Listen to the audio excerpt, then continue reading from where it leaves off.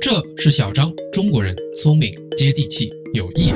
就是在马来西亚这边，勤劳是可以致富的。哎，对，你这是他的未婚妻，直率、勤力、有个性。家里没有什么想法吗？家里刚开始肯定，也不是说反对，他们会很担心。2024年7月，我们在夜市闲逛，无意间撞见了研究生刚毕业就摆摊了3个月，卖独一无二的中国肉夹馍的小张，抓紧时间采访。2024年9月，再次看到小张，他已经扩充了凉皮的新产品，又开放了加盟，生意蒸蒸日上。2025年1月，我们再次碰到他，已经有了自己的加盟伙伴，商业也在不停的升级。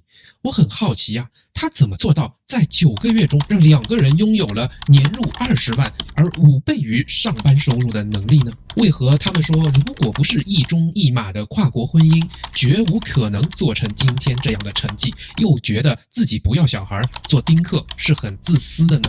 他们为何感恩大马，庆幸这片土地的包容性给了他们的肉夹馍帝国无限的想象空间呢？请随我一起打开小张和他未婚妻的神秘生活。又请到了小张，还有他的，现在可以叫太太了。要问一下，为什么呢？因为他们正在办这个结婚证的过程之中。我们又把他们请过来啊，是因为他们的事业也好他们的生活都会有很大的变化。我们就先说事业好了。刚才小张说了一下，把我羡慕的不行哈。他们这个从2024年4月份开始摆摊是吧？开始创业就是做这个肉夹馍，那个时候只有肉夹馍，对，是这个中国式的小吃的这个代表，从夜市开始是吧？现在他居然已经不去夜市了啊，天天这个人在家中做，钱从天上来，而且我帮他们算了一下，这个收入比纯上班几乎是5.5倍。5.5倍，这怎么来？那我都不知道有这么夸张。你们从4月份一直到11月份，不去夜市了，这个赚到多少钱？可以说吗？我们从4月份到现在呢，差不多有几个月了，9个月，9个月到10个月之间。对，差不多就是10个月的时间呢，我们的销售额去到了一个将近20万，将近20万马币。但是你不能说我卖了20万马币，我就能挣20万马币，因为做餐饮嘛，你也知道有投资。然后前期的投资也蛮大的，就是杂七杂八投起来，因为做夜市不像开店一样投的那么大，我们做夜市也就投个2-3万，然后呢再加上食材成本除掉这些，也是能挣个差不多1半吧。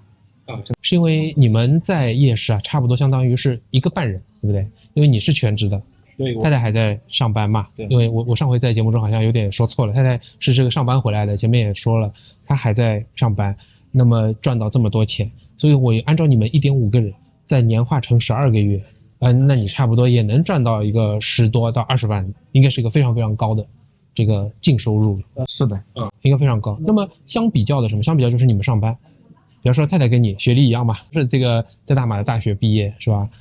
大概比方说上班年轻人这样是大学毕业以后可以赚到多少啊？最基础的话就是刚毕业出来的话3000。2500起步，2500起步到3000，可能会高一点，但是通常这个平均的都是在3000。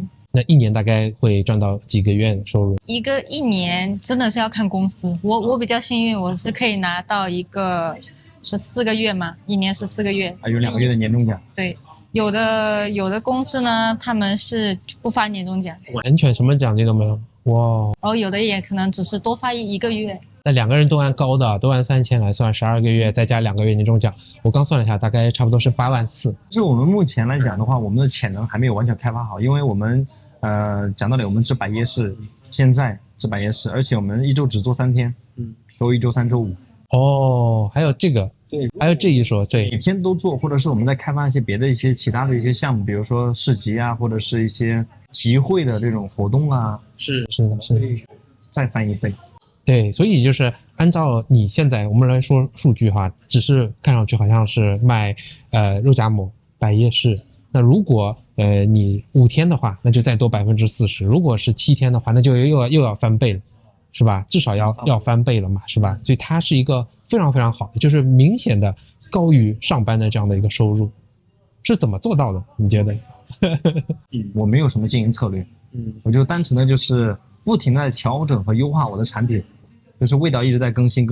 我觉得我会经常问顾客，我之前我在百夜市的时候，我的这个习惯就是每个顾客，老顾客也好，新顾客也好，他们吃完之后呢，我都会问他们，我说怎么样？你觉得哪里不好吃？我就会问他们，我说你的这个好吃肯定不用问的，他们基本上都会说好吃的，但是你一定要让他们告诉我哪里不好吃，我们需要调整哪些地方。等我收集到了足够多的这个用户反馈以后，然后呢，我再进行一个优化和调整。等优化到一定程度了以后，我觉得这个产品已经稳定了，这个味道和这个品质已经稳定在一个我比较满意的阶段的时候呢，我就把它放出去给加盟了。大家会看得到，就是小张是个有心人。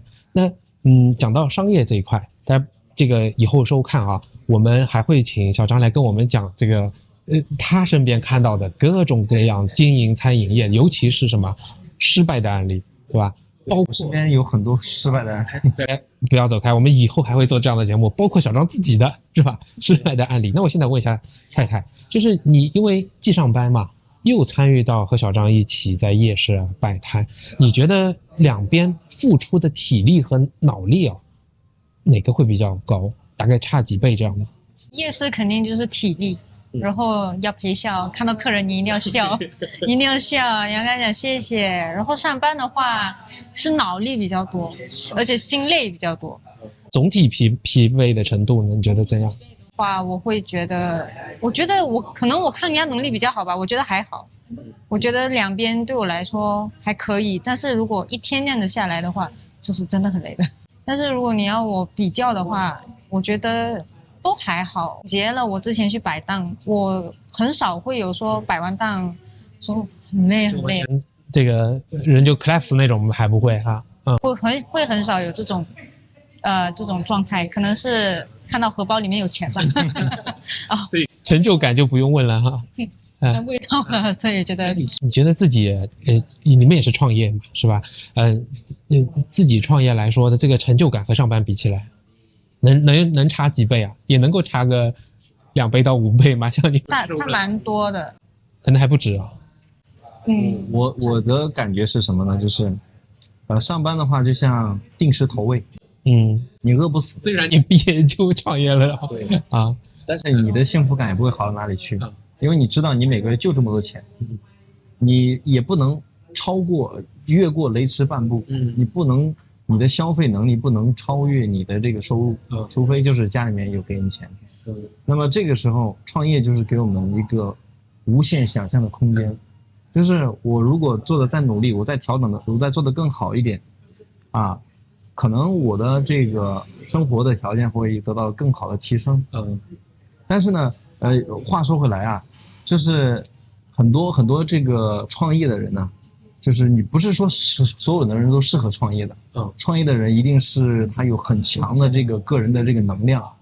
因为什么呢？举个最简单的例子，我女朋友她白天上班，她早上8点半就要起床，她可能不吃早饭，她9点就要到公司打卡上班，上到下午6点，然后呢，她从公司离开公司到夜市差不多7点左右，然后又要在夜市从7点站到10点，再一起收档再回家。我觉得吧，很少有女性能做到这样强度的这个忍耐力哈，就是。而且呢，可能第二天不摆夜市的时候呢，她还要在家帮我一起做备货。所以说这并不是说我们的收入很高，这对于那些普通的上班阶层来讲很高，但是这个真的不是说你怎么讲呢？我们这个钱就是很容易就挣来的。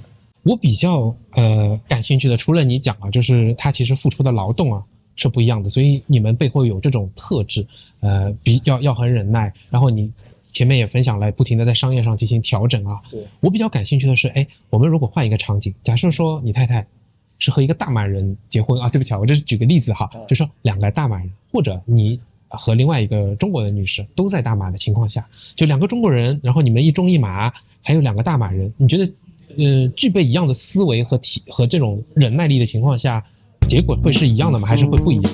不一样。你太太同意吗？我觉得我可能会不一样。你也会觉得不一样？那先请太太说啊，你会觉得哪里会不一样？结果上，觉得大马人相对于比较保守。哦，他们不管男女性可能有的会创业，但是他们厉害，但是通常说大学毕业出来，通常都是会去上班。然后也很少就是一样，钱就是分开，你用你的，我挣我的，我就挣我的，很少就是像他一样会上交。你说的保守是不是大马人讲新加坡人的那种保守？假苏也不是假苏，就是可能也不算假苏啦，可能也有假苏之类，不希望太大富大贵的那种 aggressiveness。可能他们就比较想平淡啊，明白。假苏也可能有一部比较大爸的这种感觉是吧？就可能他们出生也不是特别大富大贵吧，也不敢拜那么多钱吧。这个观察很有意思啊，很深入哎。那我再倒过来问一下小张，你觉得呢？哪里不一样？你肯定要说，如果是2个中国人是吧？还是说2个大马人，结果会不一样啊？我就先说2个中国人。OK， 我没有办法说，这是因为这个是一个完全我们想象的一个状态，我没有办法说以偏概全，所有的都是这样子的。可能是2个中国人他更拼，因为是这样子的，我作为一个中国人，我来到马来西亚，我自己的这个对我自己的定位呢，就是首先我要认清自己在马来西亚的一个身份和地位我们是从中国来，在中国呢也不是那种大富大贵的家庭，所以说我在这边创业也好，上班也好，我是没有退路的。我一定要，就是我首先第一点，我在这边上班是很难找到工作的，中国人都是这样，上班比较难找工作，那么创业就成了我唯一的出路。所以说我是背水一战。我是没有给自己任何的这样的一个试错的这个机会。讲得很好所以说我创业呢，对我来讲就是我想在马来西亚这边快速的站住脚跟的一个手段。但是大家也不要误会，因为小张刚跟我讲了很多故事，他讲的更拼，并不意味着结果会更好，是吧？有时候你很努力，从早到晚每天都比别人很辛苦，但是你的努力的方向是错的，或者是你选的这个产品是不适合这个环境的，那么你的努力都是等于白费。这个我们还是未来再专门讲一些身边的创业故事年轻人的创业故事，我们再讲给大家来听。那讲到这一趴我就对你们的生活就很感兴趣，因为你看一个中国人一个大马人，哇，你们形成一个很好的组合，可进可退一个在上班又开始了创业，但是我知道你们生活走到一起也是挺不容易，经历这个现在在办这个结婚证就有一些困难是吧？这碰到一些什么问题？因为我刚刚毕业，我是去年9月份刚刚毕业，然后但是我创业时间比较早一点，所以说我是有一段时间是很辛苦的，就是又上课又跟我女朋友一起这种创业初期的阶段，然后后来呢，就是我计划就是准备先结婚嘛，但是呢，一开始我的计划是我先拿到毕业证，拿毕业证之后，我申请一个叫 Graduate Visit Pass，就是毕业生访问签证，那个是为期1年的，只能申请1次。但是呢，昨天呢，我们有跟这个就是在婚姻方面的律师去沟通了以后呢，中国律师还是大马？马来西亚这边的本地律师。OK， 因为他更懂这边的这个签证的类型和就是结婚的这种方式，而且这个律师呢，他的太太也是中国人，他是南京的，然后对，他给自己的老婆申请的签证呢，就是完全就是按照他的这个专业范围以内的申请，所以他非常懂，而且他自己跟他太太申请过，所以我找他之后呢，他就给我讲了非常的清晰明了。你讲律师肯定是有前提，是因为照我的理解比方说你和一个大马女生结婚，那在大马办理结婚证，你就应该是可以放下这个学生的访问签证，就可以换成一个婚签了，就这么简单，我觉得。但事实显然不是，非常麻烦。就是首先呢，每个人就可能说，比如说其他人想在马来西亚这边和本地人结婚的话呢，他不同的人他的背景不一样，他的这个需要办理的证件也不一样，但是大体上来讲分为2种，一个是工作的，一个是上学的，对不对？上学的话呢，如果你的就是你毕业了，那么你可以无缝衔接去这个结婚签，律师是这么跟我讲的啦。然后呢，如果你是工作的话呢，那你可能要就是你的工签换去婚签的话呢，有一个6个月的冷静期。这个冷静期在中国只有离婚有冷静期。对，这点我也是头一次听说。然后呢，再加上我之前的我朋友，他也是中国上海人，然后娶了本地华人，然后呢，他也是有6个月的冷静期，但是他就是一直往返马来西亚，一直往返，就是每隔1个月回中国一次，然后再回马来西亚，隔1个月再回来一次，先办 special pass， 然后再多次往返，不然不能合法的逗留在大马，是吧？所以说他这个问题呢，就冷静了嘛，结果他非常冷静，现在已经完全冷静了。他觉得，而且呢，就是我们现在的计划就是，我现在已经我的学生签证马上就要结束了嘛，结束之后我就立刻回中国，办完前期的，而且呢，最重要的是什么？他要办一个单身证明，在马来西亚。大家听到过吗？单身证明，我是从来没听到过。对，首先呢，就是他在本地，我女朋友要在本地办一个单身证明，然后呢再去外交部对，办了单身证明之后呢，我不知道前后顺序了，反正是要先去律师事务所翻成中文，双语认证之后呢，然后再去外交部去认证，然后再去中国大使馆再认证，拿到这些认证之后呢，拿着所有的文件飞去中国，去我的户籍所在地，而且一定是户籍所在地的一些一个就是叫什么来着？那个什么结婚的民政局，对，去民政局，不是所有的民政局都可以去，一定要去那个涉外婚姻民政局，它只有几个而已，比如说每个省的省会城市会有，或者是一些其他地方会有，你要自己去查，不是所有的民政局都可以。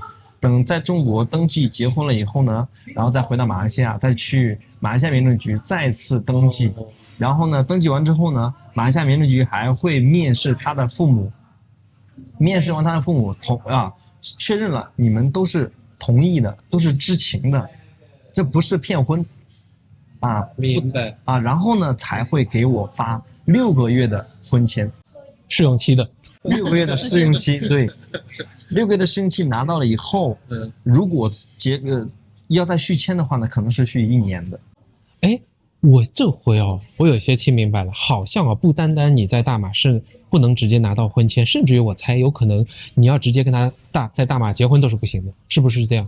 不可以，所以才会这样，这相当于是个 work around， 就要先证明 OK 你是单身的，然后你在中国涉外的结婚，就是说你们事实上真的已经结婚了，在大马不能干预的情况下再回来说 OK 我们你看在国外结婚了，然后你在这边才能够跟我马来西亚的先生办一个婚签，我感觉是这样的，就每一步你都走了一个法律程序，再让他逼迫他承认，就说他真的是你的，不然还要采访父母干嘛？对，好像变成这样了。他一定要采访他父母，而且让他父母去到这个民政局，面对面的去面试，我也要在场，他也要在场，所有人都要在场的情况下，面试通过以后 ，OK， 给我一个签证。那先生如果是大马人，太太也是中国人的话，也需要这样吗？是一样，就是跟中国人结婚就有这样的问题，是吧？而且是针对少数国家。少数国家，甭管是你男方女方是中国人还是马来西亚华人，只要是中国人，都是一样的流程。哦，但中国人你看就认这个大马人嘛，在中国可以结吗？说明对，就是你是外国人的话，你去中国直接结就可以了，没有人会管你是哪个国家的。所以这个碰到一些困难，不是困难吧，至少说有前车之鉴，别人是能够走下来这样的一套完整的流程，就是比较麻烦，很麻烦，对吧？那我觉得马来西亚你不如就认可别人嘛，因为走完这一套还是得发嘛，还是这样啊 ，OK。这样前后要花上多少时间？大概2个月吧，至少。从如果说我们从现在开始办理啊，拿到单身证明就要1个月。拿到单身证明，这所有的配套的这些公证、认证，要1个月的时间。然后回中国，然后去领证，然后回到马来西亚之后呢，他会给我1个月的 special pass， 就是一个暂时一个短期签证。然后呢，开始办理马来西亚这边的结婚的一些手续，然后预约面试，这个要1个月的时间。然后呢，等这1个月过了以后呢，等面试完了才会给我发6个月，到那个时候才算是结束。这不容易，这不容易。最好就是下回看到你们的时候啊，你已经是这个拿到婚签了，到时候你可以跟我 show off 一下，你看看，这是我的这个婚签，我也祝你这个顺利。谢谢。那大家还是不要走开，因为后面我们还会进入一个更加精彩的部分，我们要去窥探一下他们的私生活，看他们在生活中，2个20多岁的，一个中国人，一个大马人，他们生活在一起，平时是怎样安排自己的生活的？我真的挺好奇的，因为主要是不是好奇你们自热火，就是每一代人啊，就是生活方式差异很大，对吧？像你们现在生活在一起，最简单的这个洗衣服，这个洗碗都谁来做啊？怎么安排？怎么分？我这么跟你讲，就是我们的从早上起床，首先就是我们睡觉的时候呢，就是每个人都是扒着一个床边睡，就是床 queen size 的床呢，就我睡最左边，他睡最右边，然后呢中间是空出来一个人的位置，就是我们可能在一起时间比较久了嘛，老夫老妻的嘛，都是这样子。然后呢，就是平时的话，因为他白天要上班，所以说8点半他就要起床，然后就要走了。他走了之后呢，然后呢，我可能要再睡到9点多10点，然后呢，他去上班，然后他就跟我讲，他说你早上把衣服洗了，我已经帮你把衣服全部拿到洗衣机旁边了，你就洗一下就行了。就是通常太太负责拿过来吗？然后他拿到楼下，然后放到洗衣机里面洗好。你们是2层是吧？对，我们是2层楼。然后他洗好之后呢，他就跟我讲，你要晒一下衣服，然后我就起床之后呢就晒衣服。然后呢，如果打扫卫生的话呢，因为楼下是我们的工作室，然后我就只负责楼下的卫生，然后他负责楼上的。我要问太太，就是楼上楼下打扫，你们俩是怎么合作的？就是他只是负责弄楼下一层，然后我就弄楼上我们房间，包括楼梯，包括清洁、扫地、拖地全部是他。清扫垃圾这些都是怎么样来做？我打扫楼下，我就连着垃圾一块扫，他坐楼上，他就楼上一块管了。就是哪一层你是负责哪一层的，你就全部管完。你们有国界线吗？就是有那个楼梯的线，那个楼梯那个第一阶台阶之上的我一概不管。我就把楼梯的垃圾推到下面，然后就让他拖。井水不犯河。现在都是这样吧？就是可以很安然的分而治之，这样。对，我们这是墨守成规的。但是不会有不开心吗？不会啊，完全不会，不会，身边人也不会，不会。在我们这个年代，我觉得会有的，他会觉得说你看都是我在弄，或者说为什么这个事情你就不能从头做到尾啊？为什么就是你不能，就是他期望就是你把所有的事情都做了，或者说呢今天我做，明天得要你全部做，不像你们这种可以就是泰然处之的这个你管你的，我管我的。他做不好，我肯定会骂他。楼下太脏了，他也不会说我。我们是互相监督的一个这样文明好民主就感觉是可以很好的这种相处。那管钱怎么管？管钱就是他负责挣，然后我负责管。我身上的钱加在一起不超1。就是你是 cashier 是吧？管钱的不拿钱是吧？对，拿钱的不管钱，这样是这意思吗？我挣钱，赚钱，然后呢？你挣钱 OK， 然后我挣的钱全部可以交给他，然后我身上没有超过100块钱。那怎么证明你没有贪污呢？我基本上稳定的话，1个月支出个1500块钱左右。就是我因为我现在是无欲无求的状态，因为我们的感情也比较稳定。你也很享受这样的是吧？有太太来帮你分配。对，我听上去就是说不单单是拿这个零花钱的概念，我听上去你们这样做是因为你们有一个大的账本，因为你管住了预算，一定就是也管住了省下来的 saving 的钱，那就说明你们一定有个长期的一个梦想。我不知道我这样猜对不对？就是梦想。其实你要真的说梦想，肉夹馍帝国是吧？我觉得这个东西真的在马来西亚是有很大的市场，因为它代表了中国快餐小吃的一个代表性的作品。所以说在马来西亚这边可以考虑一下，就是怎么讲呢？就是可以去发展去深挖一下这个市场，是比较有这潜能的，我觉得。不一定，因为什么呢？因为你看那个所有人在创业的初期呢，都会遇到各种各样的困难。刘强东之前是卖光碟的，然后马云是当英语老师的，所以说也不是说每个人创业都会成功，也不是所有人都会成为马云和刘强东。只不过是大家的初期的创业都是这样，充满艰辛和这个困惑的，只能说走一步看一步，等以后越做越大，可能或者是遇到别的一些问题，去解决问题的过程当中呢，会吸取到很多这种经验教训，可能会到下一个阶段。我是比较佛系的，我没有说一定要做成百万富翁、千万富翁，就是随遇而为。看事情发展到什么程度了，我们再去做相应的调整和改变。家庭的未来财务的规划上，就是你们两个人想法也是比较一致的吗？我觉得是一致的呀。一致的。赚钱的心态上也是你的想法也是这样吗？就是可以慢慢来，走一步是一步。强求。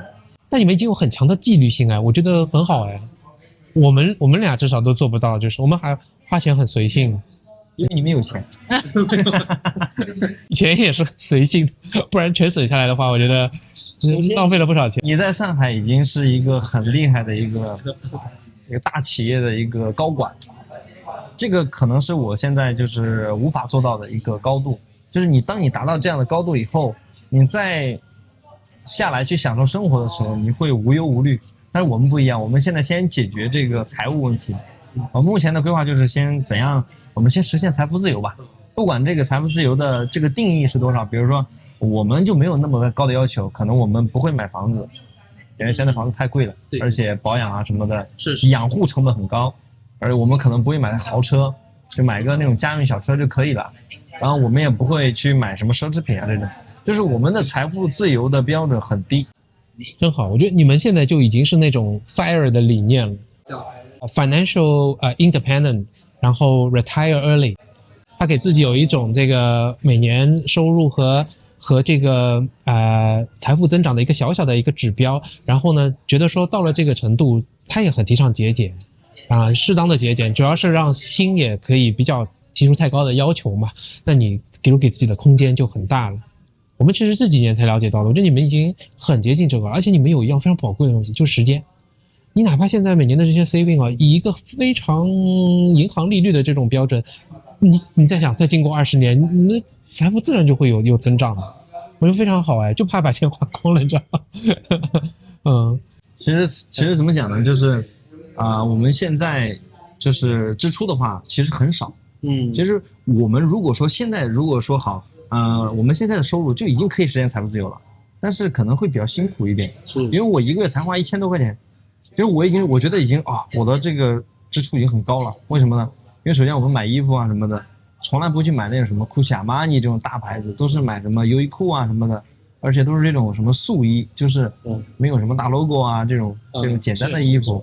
然后而且重点是在马来西亚这边呢，完全没有任何对这种各种各样奇形怪状的衣服，比如说厚衣服、薄衣服、毛衣这种完全没有需求。我也是相对可以简单的，是吧？一个拖鞋穿1年，一个短裤短袖穿半年，这是很正常的事情。所以说我们对这个衣食住行上面没有太高的要求。我还好奇一点就始终我想了解，就是像比方说你太太的同学朋友，你们的那些亲戚，你家里的姐姐像小张你的这些朋友，像你们差不多年龄的人都跟你们一样吗？就跟你们一样的自律，跟你们做一样的事，也是保持一样的心态吗？至少我这么问是因为我这回回去中国，我觉得现在年轻人不是这样想的，让我挺担心的。我不知道你们身边人，你觉得你们挺特别的，还是都差不多是这样子？感觉你犹豫的也是在思考怎么说不伤人是吧？我有一个表哥，你也认识吗？方腾。然后他也很蛮厉害的，他读大学没有交过学费，全部是奖学金。对，他全是奖学金，所以你看他的学习很好。然后呢，他现在也是一毕业了以后呢，就去上班找工作。他学设计的，然后呢出来设计，他比较忙啊，他出来的工资也就4000，然后很努力去在做，一直在换公司，然后一直在做。他也很厉害，他果然就是没有怎么想啊，没有让他妈妈失望吧就是他找的工作都是高薪的，然后都很努力的在做，很努力，因为他家也不是说特别富有然后他就真的很努力。这就是刚才你讲的这种本地人和我们中国人在马来西亚这个区别。就是这样子，有多数的本地人他们会相对保守，他们可能就会觉得我读了大学，那我就去大公司上班。这是我们这一代我们都是这样的。我而且恨不能不要读研究生，我那时候可以保送的，我们也就这个念本科就好了，就想早一些工作，早一些赚钱。但是我主要是会回去就跟刚你太太讲的还不一样，就很多年轻人他在有工作的情况下，别人要他的情况，他觉得说我也不确定会怎样，我会不会喜欢你们，就他也不是家里条件特别好，他会选择我就不工作，就完全躺平。你知道像复旦交大现在这样的50%到30%的就业率很低了已经，非常一线的学校这个让我感到非常非常难受的这种，就这社会就不会有进步了。我最近在抖音上也刷到一些视频，讲那个是清华北大的那些什么顶级的那些班，叫什么摇班呢，还是说什么班我忘记了。然后呢，也是很多这样的学生呢去抢那些什么那种生产线上的这种工作岗位。这个是让我没有想到的。我没有想到现在中国的这个就业环境到了这样的一种状态，就是说大家顶级的这些人才再去抢就是这种普通高校毕业的学生的这样的工作岗位，这个是我没有想到的。所以说我还是蛮庆幸，就是能够在马来西亚就是这么发展。虽然说这不是说我做的这个不是一个光鲜亮，也不是光鲜亮丽吧，就是不算是一个很高高在上的一个职业，就是小贩。在大马做吃的地位挺高的，也不是说地位高啊，就是说不像在中国就是会略有歧视。这个我想看的，不论是大马人还是中国人，应该都会同意嘛。在中国，如果你说做吃的，或者说你摆地摊的，你自己脸上会有些挂不住，别人也会有些评判嘛。你觉得呢，校长？这个就是一个社会环境的事情，是会有吧，是吧？就是这个在中国呢，可能大部分人比较爱慕虚荣一点吧。我可能面子文化啊 ，anyway 会有这种情况，面子文化这种社交的这种属性在里面。但大马会这样吗？大马没有，不会吧？是不是？大马我觉得我妈妈那一辈会。对他爸妈那一辈。我其实一开始他要做夜市的时候，我其实也是会觉得，就是你要去做夜市，然后我也要脸上挂不住啊。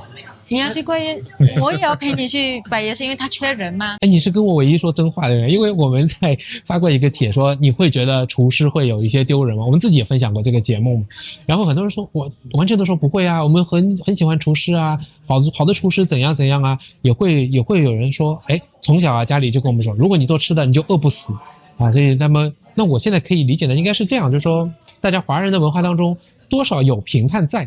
但是呢，马来西亚会更加趋向于觉得说各种职业和各种人更往平等的方向去一点。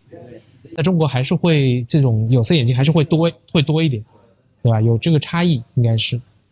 这个就是马来西亚社会特有的包容性啊，是。还有一点呢，就是我并不是因为我要去摆夜市而去摆夜市。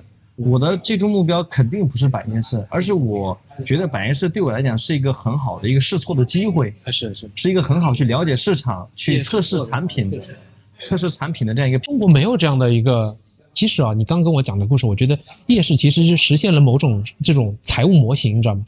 是很好的现金流流动，然后这个债务又不会特别高，对，很快可以验证你的产品的一个模式。中国没有夜市，你要开个店。店租比这里还要贵上好几倍，是吧？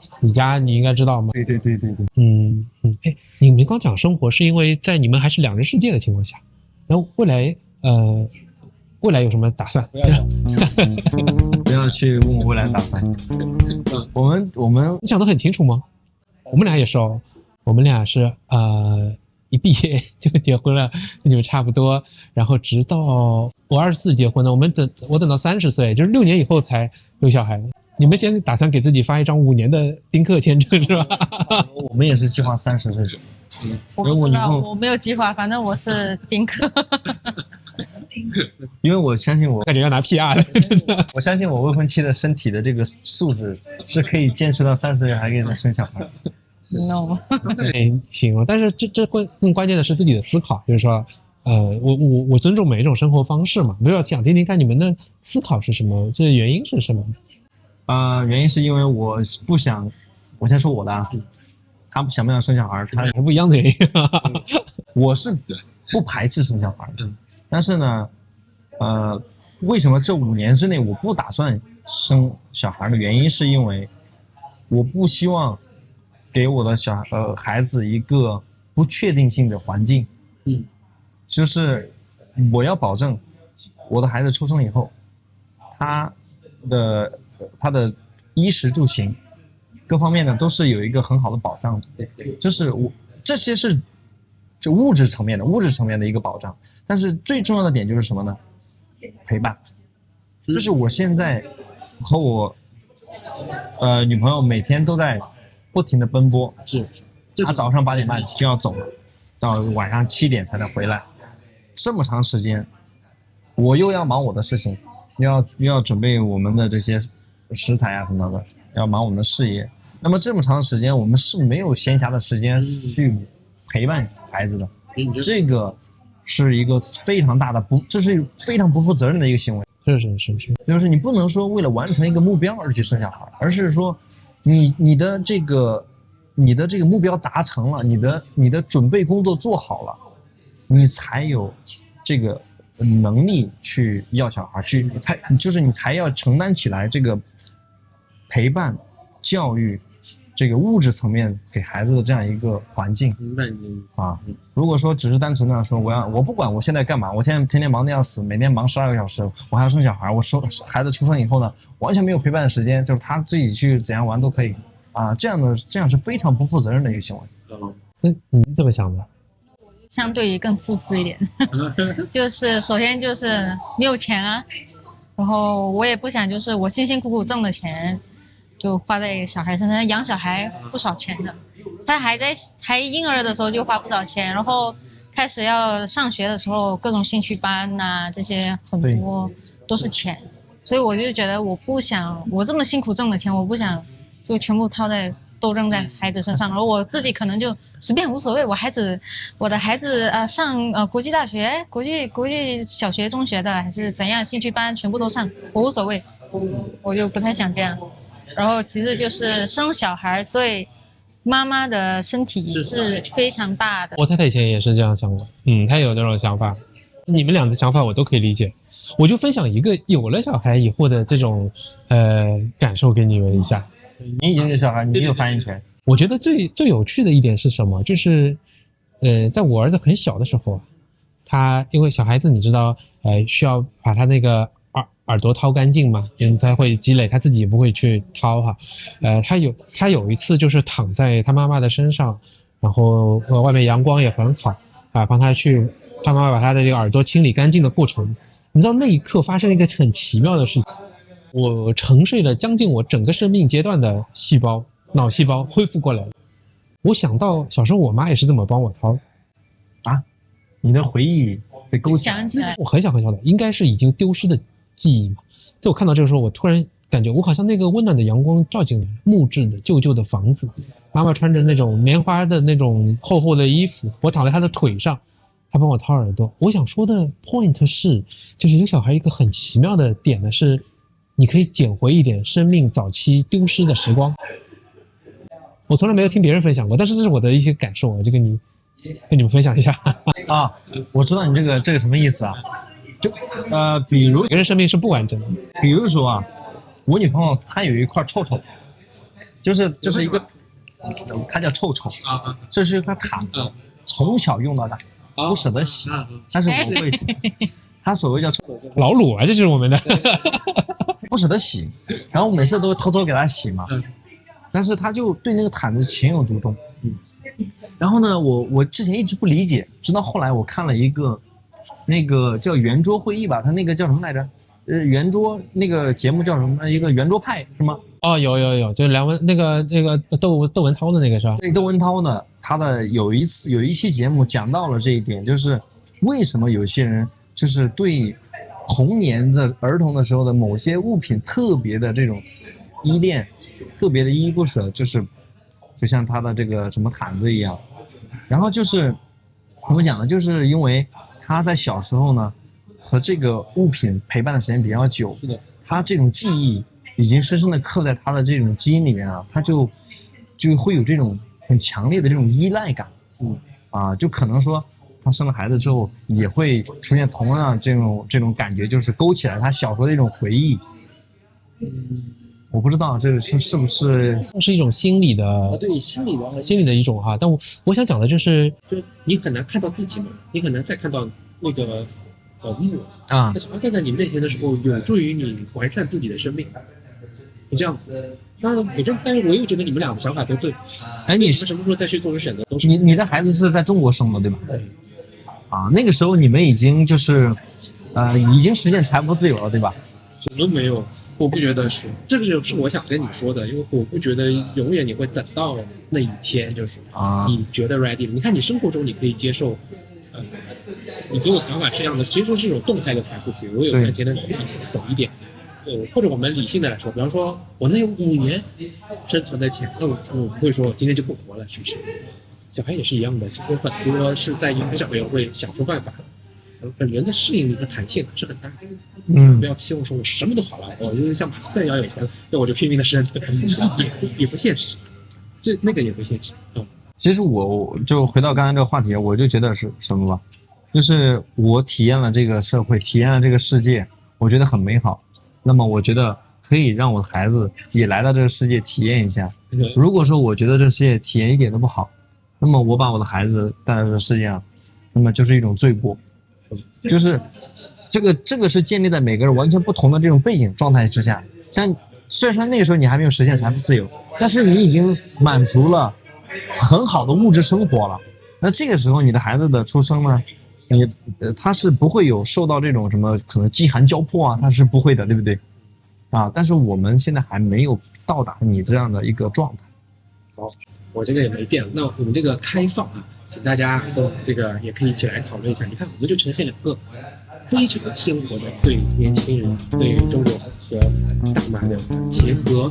感谢你看到现在，我们的使命就是追求中年人的幸福生活，给他人异乡生活的勇气。如果可以的话，请用 WhatsApp 转发到你的一个群或者进行打赏，都会让我们感觉做这个节目是非常有意义的。现在给你看一个 NG 的片段，开始了，开始再睡一个人，对，是可以的。就是这个床啊，我这么爬着这个边睡，他爬这个边睡，就是我再转那么5厘米我就掉了，他也是这样。我们家可以中间睡2个，因为主要是床比较大。我们是 queen size， 我们是 king size， 我们 queen size 中间还能再塞1个半。对，我们能生3个睡在中间，差不多那种距离。他也是的，贴在边上睡。正题，这是什么？